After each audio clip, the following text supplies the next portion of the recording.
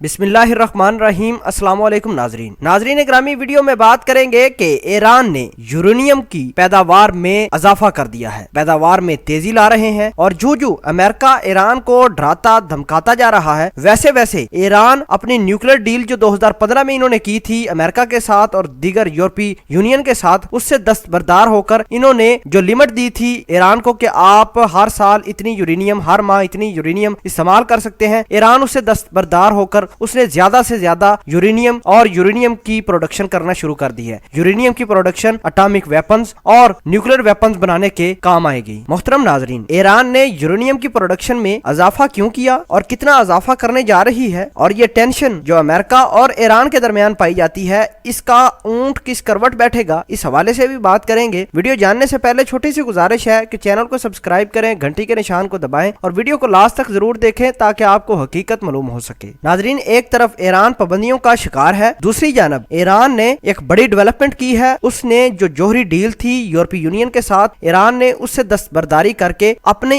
Uranium में इजाफा करना शुरू कर दिया है और ये यूरेनियम इनरिच यूरेनियम होगी। और ईरान का ये दावा है कि ऐसी यूरेनियम पहले कभी उन्होंने इस्तेमाल नहीं की और ना ही इस रीजन में पहले कभी इस्तेमाल हुई है। अमेरिका वो वाहिद मुल्क होगा, अगर यूरेनियम इस्तेमाल करनी पड़ी तो अमेरिका के ऊपर ही करेंगे। नाजरीन, 2 दिन पहले कताशा नामी एक मिसाइल था जो बगदाद में ग्रीन जोन, जिसमें अमेरिका की एम्बेसी वाक़या है, उस पर गिराया गया। अलबत्ता अमेरिका के तमाम डिप्लोमेट्स महफूज रहे, किसी किस्म का कोई नुकसान नहीं हुआ। उसी तनाजुर में अमेरिका के सदर डोनाल्ड ट्रंप ने फौरी तौर पर ट्विटर का महाज संभाला और ट्वीट कर दी कि अगर ईरान अमेरिका के किसी एसेट को या अमेरिका के किसी इत्तेहादी को छेड़ने या उस पर बम या मिसाइल गिराने की कोशिश की तो ये ईरान का आखिरी दिन होगा, ईरान उस दिन खत्म कर दिया जाएगा। ये ट्वीट सामने आई थी डोनाल्ड ट्रंप की। नाजरीन, ईरान पर मुख्तलिफ पाबंदियां तो लगाई जा रही हैं, ईरान लेकिन फिर भी स्टैंड कर रहा है, मुख्तलिफ किस्म के जवाबात और आंखें भी दिखा रहा है अमेरिका को। अमेरिका ने कहा कि सऊदी अरेबिया के जो ऑयल टैंकर थे उसको हिट करने वाले भी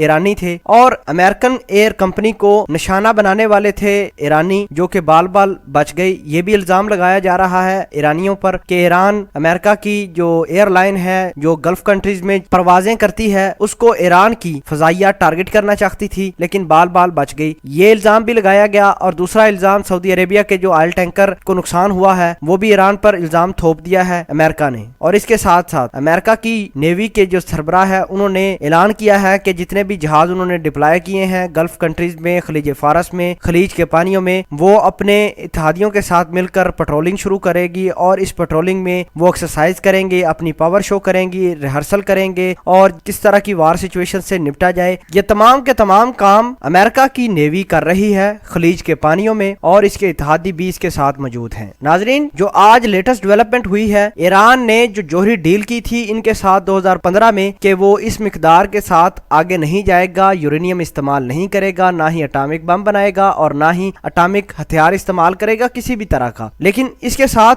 ये एक डील भी हुई थी कि अमेरिका कभी भी ईरान के ऊपर पाबंदियां नहीं लगाएगा, ईरान के ऊपर, ईरान के तेल के ऊपर कभी पाबंदियां नहीं लगाएगा। आपको बताएं कि अमेरिका के जब से लीडरशिप चेंज हुई है, डोनाल्ड ट्रंप ने दोबारा पाबंदियां लगाई ईरान के ऊपर और ईरान इस जोहरी डील से दस्तबरदार हो गया। आज उन्होंने अपनी मर्जी के साथ प्रोडक्शन शुरू कर दी है और इतनी ज्यादा प्रोडक्शन शुरू की है कि आप यकीन करें कि ऐसा लगता है कि अगर ये इसी लिहाज से करते रहे तो वो दिन दूर नहीं, ये अपना एटॉमिक बम ईरान वाले टेस्ट जरूर कर लेंगे। नाजरीन, जो अमेरिका और ईरान के दरमियान कशीदगी पाई जा रही है और इस हवाले से ईरान ने यूरेनियम की पैदावार में इजाफा किया है, ये तमाम तर सिचुएशन किस जानब जा रही है जो हमने आपको बताया, उस हवाले से आप क्या कहना चाहते हैं कमेंट सेक्शन में अपना इज़हार ख्याल जरूर पोस्ट करना। जज़ाकल्लाह।